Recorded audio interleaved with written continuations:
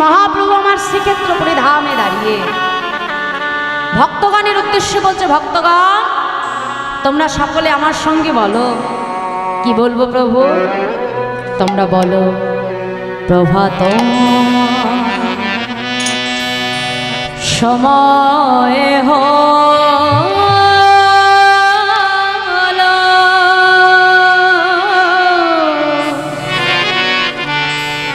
কৃষ্ণ কৃষ্ণ বলো। প্রভাত সময়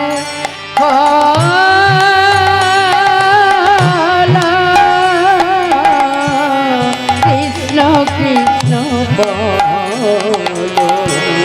কৃষ্ণ ভজ কৃষ্ণ চিন্ত কৃষ্ণ নাম কর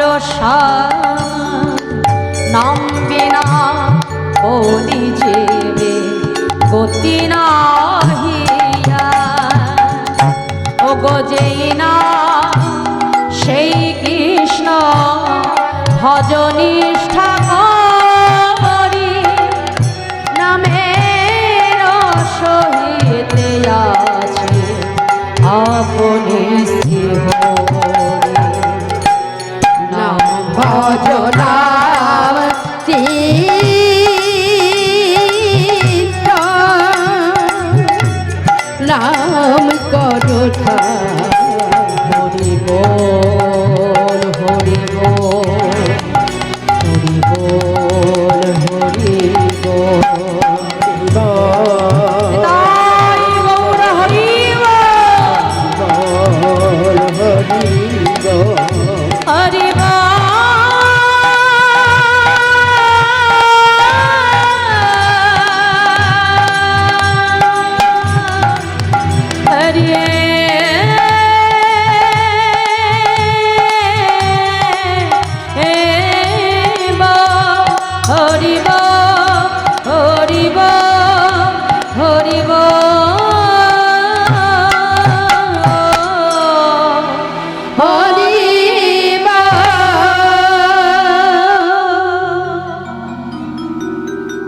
প্রভুর পশ্চাতে এসে দাঁড়ালেন অগণিত ভক্ত। আর এই অগণিত ভক্তের পশ্চাতে এসে দাঁড়ালেন আরেক ভক্ত। ধীরে ধীরে গৌরহরি আমার সেই ভক্তের কাছে এসে বলছে, এই যে কি নাম তোমার? আগে প্রভু আমার নাম গোবিন্দ ঘোষ। কোথা থেকে এসেছ? দয়াময়, আমি যে সেই অগ্রদ্বীপের মাটি থেকে এসেছি। কার কাছে এসেছ? প্রভু, আমি যে তোমার কাছে এসেছি। আমার কাছে? আমার কাছে কেন এসেছ? প্রভু, আমি যে তোমার সঙ্গী হতে চাই। কি বললে? আমার সঙ্গী? না না না না না, আমার সঙ্গী হতে যেও না। কেন জানো? এ জগতে আমার সঙ্গী হতে গেলে তাকে যে অনেক দুঃখ কষ্ট পেতে হবে। তুমি তো পারবে না। যাও যাও, সময় থাকতে তাড়াতাড়ি ঘরের ছেলে ঘরে ফিরে যাও। যেই না বলেছে গোবিন্দ ঘোষ, ছুটে এসে আমার গৌরহরি চরণটাকে জড়িয়ে ধরল। প্রভু, এ তুমি কি বলছো দয়াময়? আমি তোমার সঙ্গী হব বলে আমার সর্বস্ব পরিত্যাগ করে আমি তোমার কাছে এসেছি। প্রভু, আমাকে তুমি ফিরিয়ে দিচ্ছ দয়াময়? যেই না গোবিন্দ ঘোষকে দেখলো, গৌরহরির পূর্ব লীলার কথা মনে পড়ে গেল। বাবা, কোন লীলা? না, যেদিন আমার বৃন্দাবনে আমার গোবিন্দ রাসলীলা করেছিলেন। রাসলীলা শুনেছেন তো?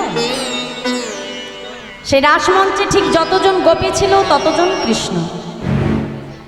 এখন সবাই গোবিন্দকে কাছে পেয়ে মনে মনে চিন্তা করছি, বধূ আমার।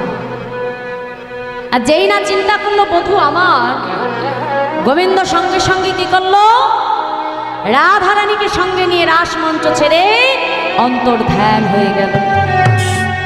আর যেই না অন্তর্ধান হয়ে গেল, রাধারানী মনে মনে চিন্তা করছে, দেখেছো এই বৃন্দাবনে এত গোপী থাকতে বধূ শুধু আমাকে নিয়ে অন্তর্ধান হলো, না জানি আমার বধূ আমাকে কত ভালোবাসে।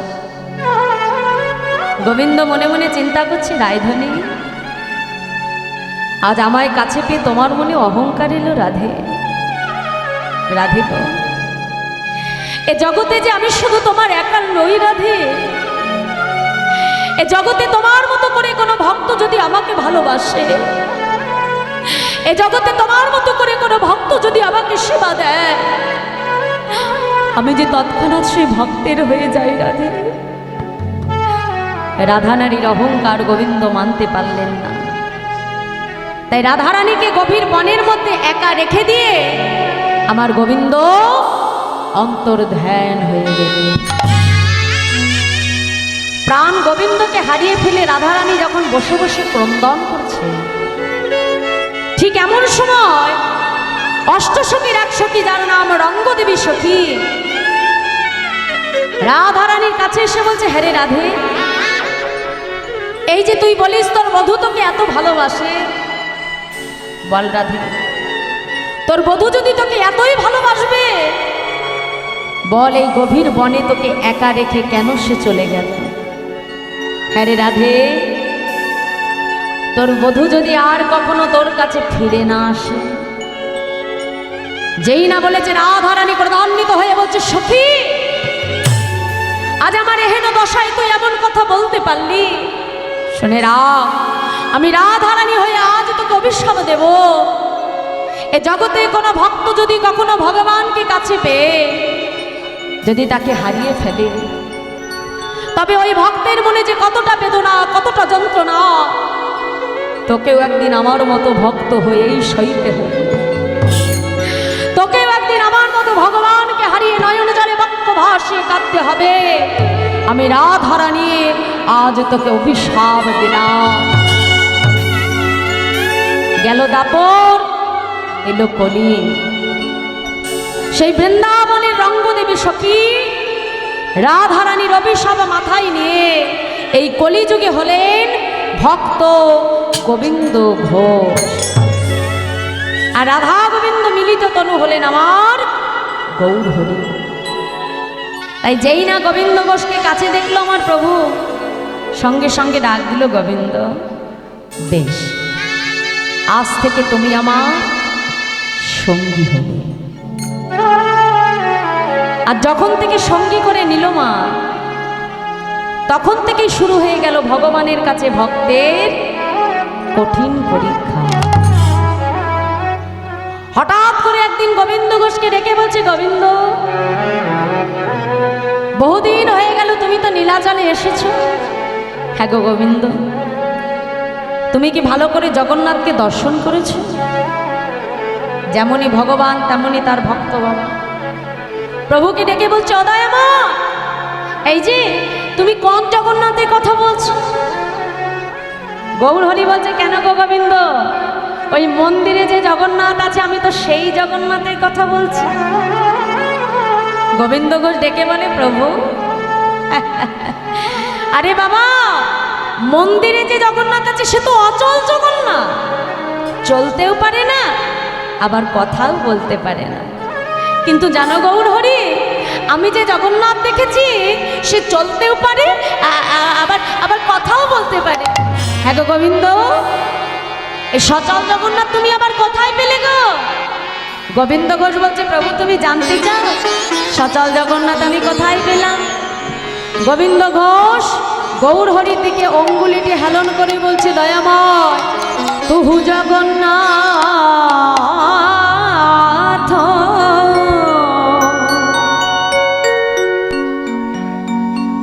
এই জগতে কাহা অসে আর তুহু জগন্নাথ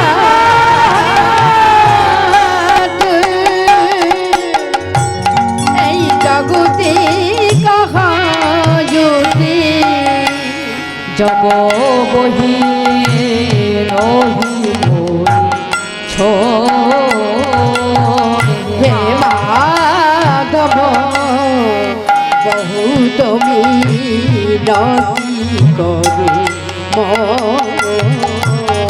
হে মাধব দেয় তুলসী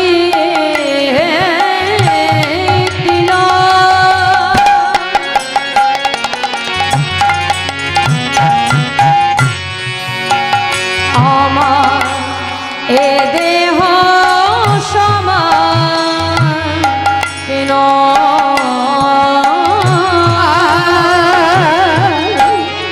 দেয় তুলসী তিল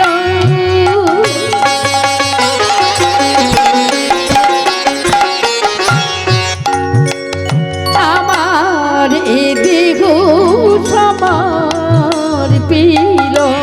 দয়া যেন না ছাড়ো মোরে হে মাধব বহু তুমি নদী করো হে মাধব প্রভু আমি ওই চরণে সব সপিলাম আমি ওই সব সপিলাম আমি ওই চরণে সব সপিলাম আমি ওই তরুণী সব সপিলাম আমার জাতি কুলমান লজ্জা ধৈরা ওই চরণে সব সপিলাম আমার জাতি কুলুমা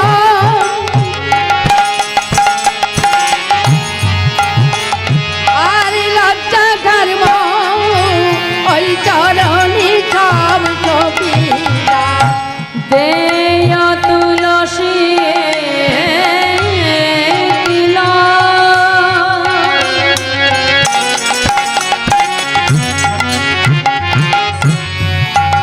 আমার এ দেহ সমান কেন আর দেয় তুলসী তিল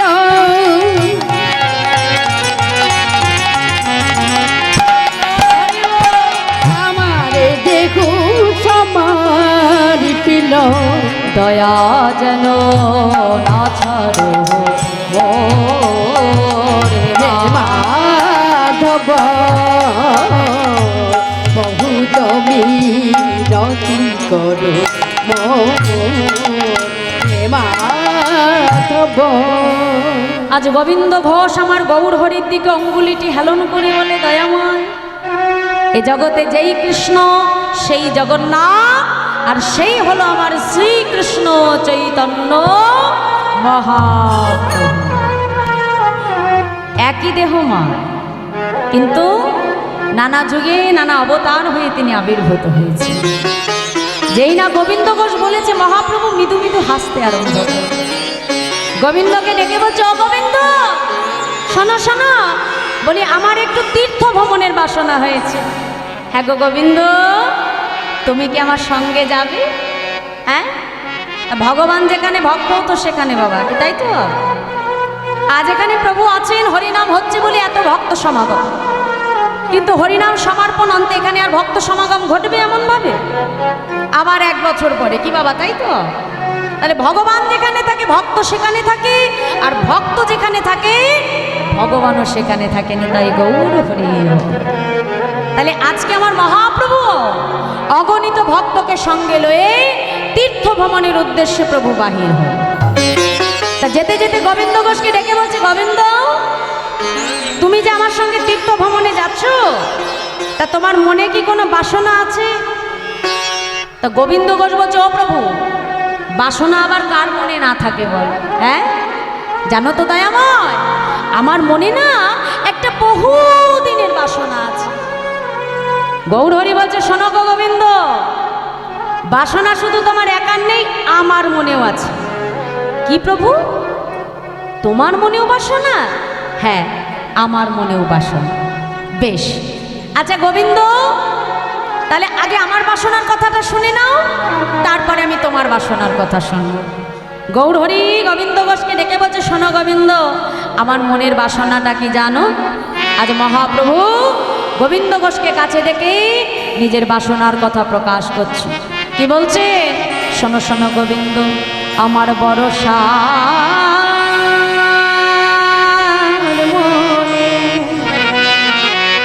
এই যে গোবিন্দ আমি যাব বৃন্দাবনে,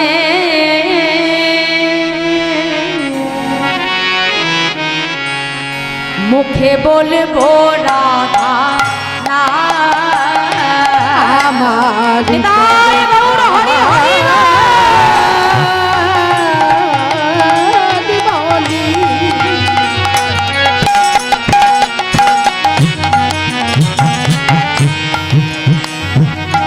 যাব বৃন্দাবনে,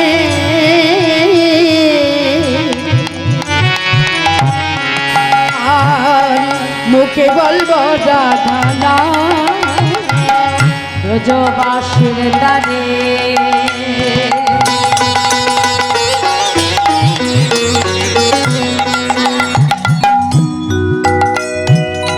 মাধুকুরি করে বেড়াইব ব্রজধাম, ব্রজবাসীর দাদি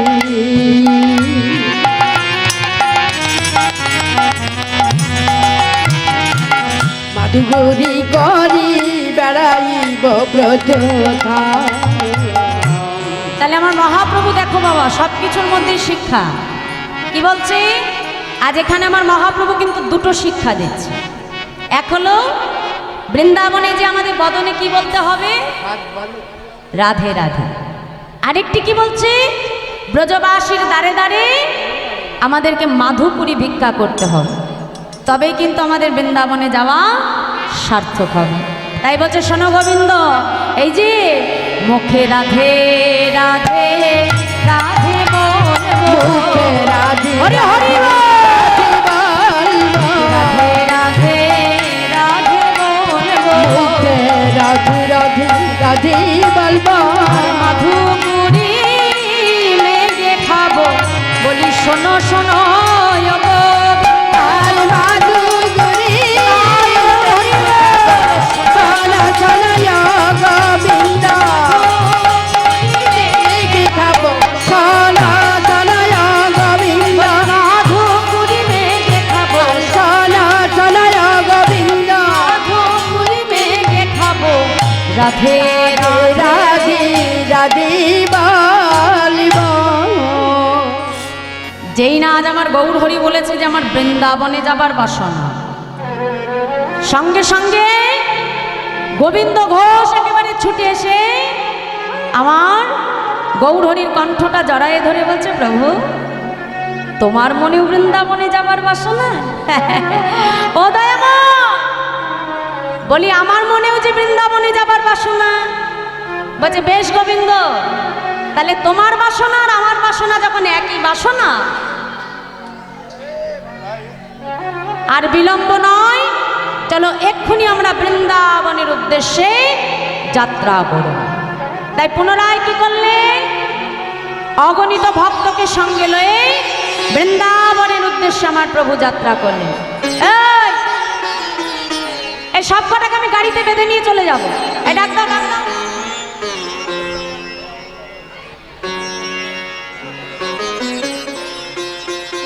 সব নিয়ে যাব ধরে আমি সব কটাকে এখান থেকে। এই বাইরে যে খেলা কর যা। মাছের বাজার জয়রাধে। তা আজকে আমার গৌর হরি কি করলেন? পুনরায় অগণিত ভক্তকে সঙ্গে লয়ে বৃন্দাবনের উদ্দেশ্যে আমার প্রভু যাত্রা করলেন। ভক্তগণের উদ্দেশ্যে বলছে, ভক্তগণ তোমরা সকলে আমার সঙ্গে বলো। কি বলবো প্রভু? তোমরা সকলে আমার সঙ্গে বদনে কৃষ্ণ নাম করো। আগে ছুটে যাচ্ছে আমার মহাপ্রভু কৃষ্ণ নাম গাইতে গাইতে, আর পেছনে আসছে আমার অগণিত ভক্ত। কি বলছি? মহাপ্রভু সকলের উদ্দেশ্যে বলছে, আজকে ডেকে বলছে শোনো, কৃষ্ণ নাম বিনা আমাদের জীবের গতি নাই। কৃষ্ণ নামই হলো আমাদের একমাত্র সম্বল। হ্যাঁ, কৃষ্ণ নামই হলো আমাদের একমাত্র সম্বল। তাই বলছে শোনো, তোমরা সকলে আমার সঙ্গে কৃষ্ণ নাম করো। ডেকে বলছে শোনো শোনো, আজকে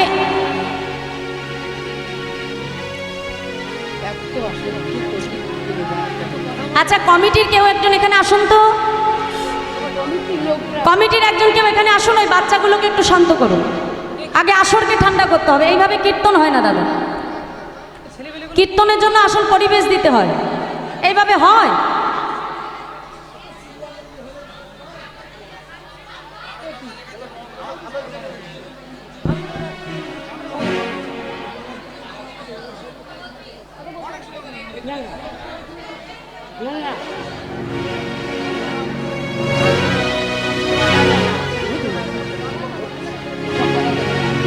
জয় রাধে, জয় রাধে। আরে ঠিক আছে, ঠিক আছে, হ্যাঁ আর করবে না, বসো, হ্যাঁ চুপ করো। ওরা কীর্তন শুনছে, তথাপি বলো দেখি সবাই মিলে একসঙ্গে বাহু তো। মহাপ্রভু সকলকে ডাকতে ডাকতে চলেছে, আর কি বলছে বলো? কৃষ্ণ নাম, কৃষ্ণ নাম, কৃষ্ণ নাম কর,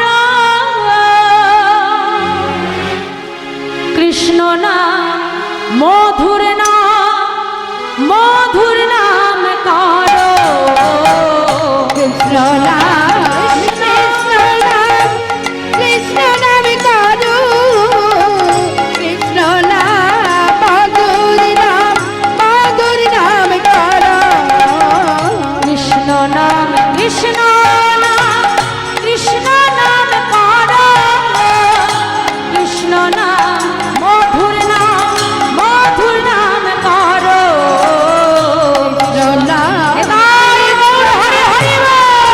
নাম করো, কৃষ্ণ নাম, কৃষ্ণ নাম, মধুর নাম করো, যেই নাম সেই কৃষ্ণ ভজনিষ্ঠা করি, নামের সহিতে আছে আপনি শ্রীহরে, যেই নাম এবার বল হরে বল।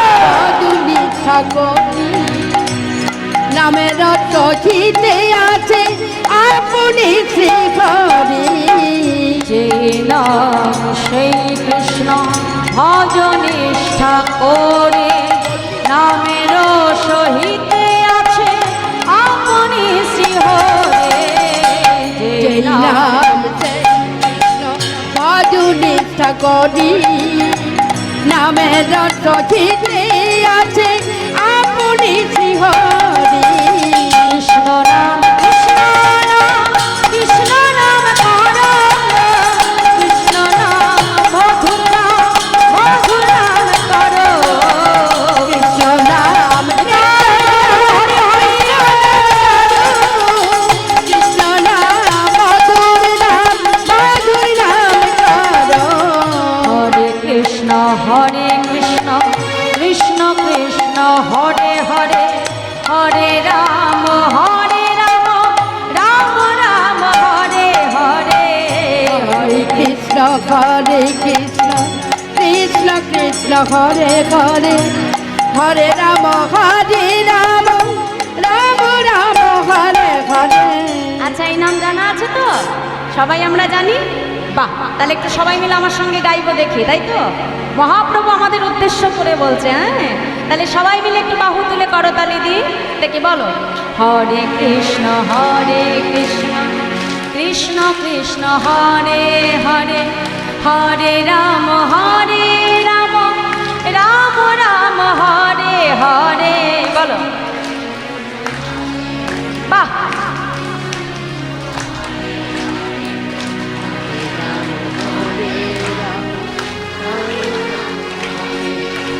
আচ্ছা, এই পাড়ার ভক্তরা কিন্তু বলেছে, কিন্তু এই পাড়ার ভক্তরা কিন্তু একটু ফাঁকি মেরে দিয়েছে, হ্যাঁ আচ্ছা দেখবো, আগে এই পাড়ারটা আমি শুনে নেব, কোন পাড়ায় জোর বেশি আমি বিচার করব। এই পাড়ার ভক্ত বেশি, হ্যাঁ এই পাড়া কিন্তু তুলনামূলক কম, কিন্তু দেখবো কোন পাড়ায় জোর বেশি হবে, হ্যাঁ ঠিক আছে। আগে এই পাড়া শুরু করবে, ঠিক আছে? দেখি হাত তোলো সবাই মিলে।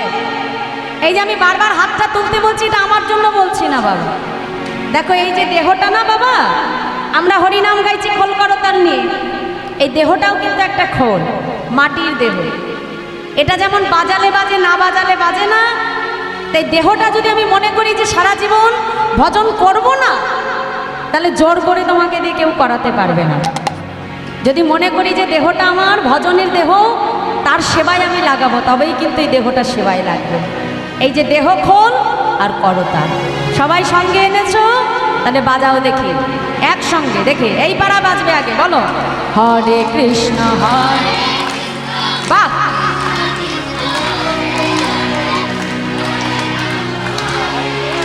বাহ। আচ্ছা, এবার পেছনের পাড়ায় একটু শুনবো দেখি, সামনের পাড়ার অনেক জোর, পেছনের পাড়ায় দেখি একটু শুনি। হরে কৃষ্ণ বলো, এই তো, বাহ।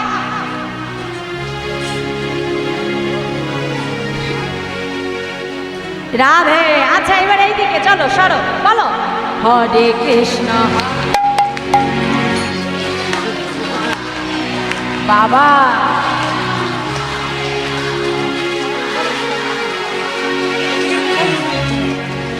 এই পাড়ায় জোর বেশি তোমার, ঠিক তো? হ্যাঁ, দেখো এই পাড়ায় কথা হচ্ছিল না বেশি, ওই জন্য ওদের জোরও বেড়ে গেছে। হরিব, দেখে এবার সবাই মিলে বাহু তুলে হরে কৃষ্ণ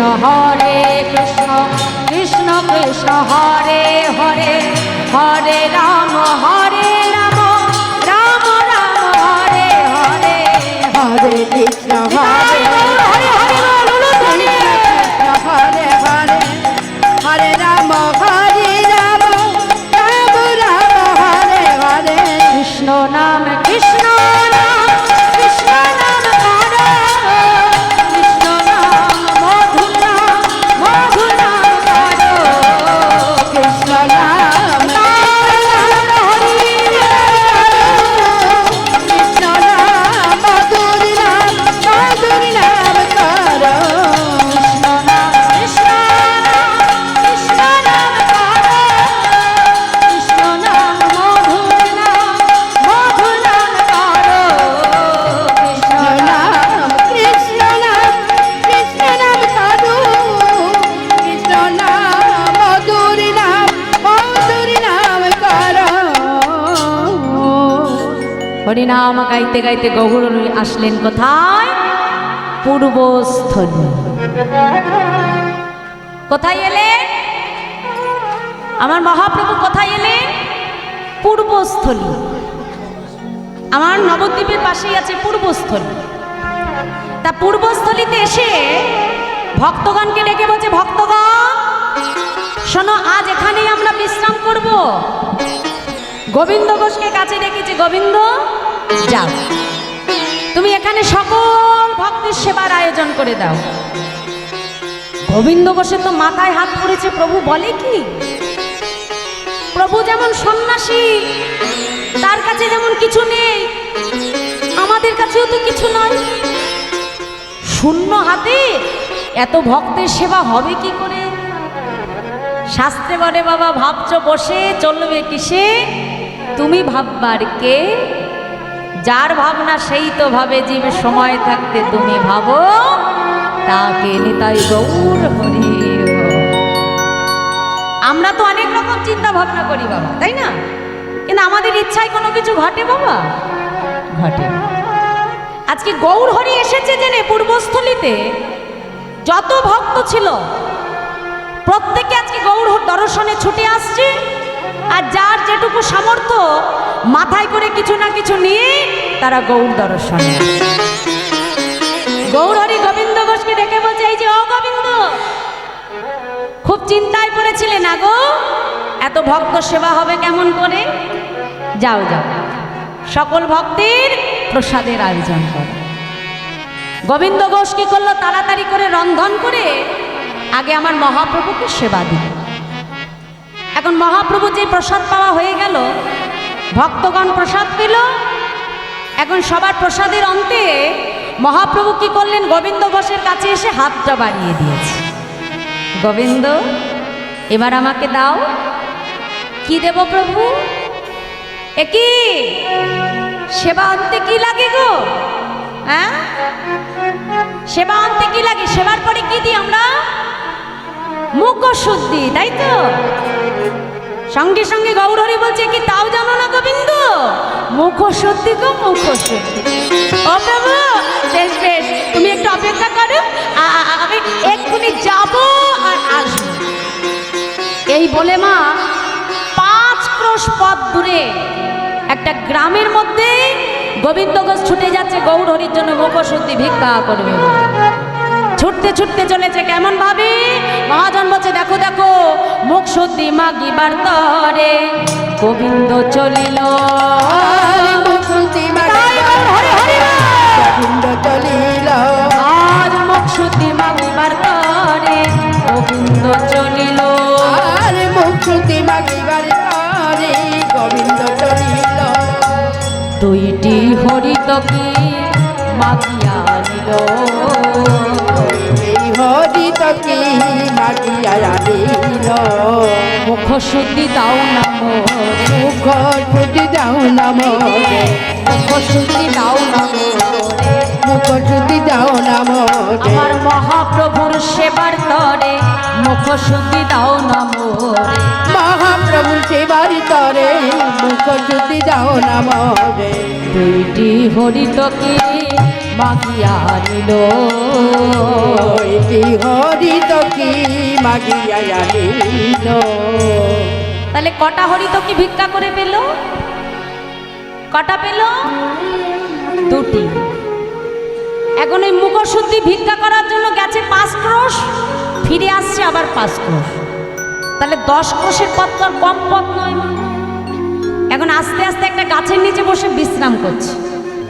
হঠাৎ তার মাথায় চিন্তা এলো, আচ্ছা আজ তো আমি 2টো হরিতকি ভিক্ষায় পেয়েছি, আর যদি 2টো হরিতকি আমি প্রভুকে দিয়ে দিই, না জানি কালকে আবার কোথায় যে বলবে গোবিন্দ আমাকে হরিতকি দাও। হ্যাঁ হ্যাঁ, তখন আমি কোথায় পাবো? প্রভু তো আর জানতে পারবে না যে আমি কি দিয়ে কি করব। একটা প্রভুকে দেব আর একটা আমি আমার কাছে বেঁধে রেখে দেব, যেই কালকে চাইবে আবার বাহির করে দেব। একটা হরিতকে নিজের কাছে যত্ন করে সুন্দর করে বেঁধে রেখে দিয়েছি।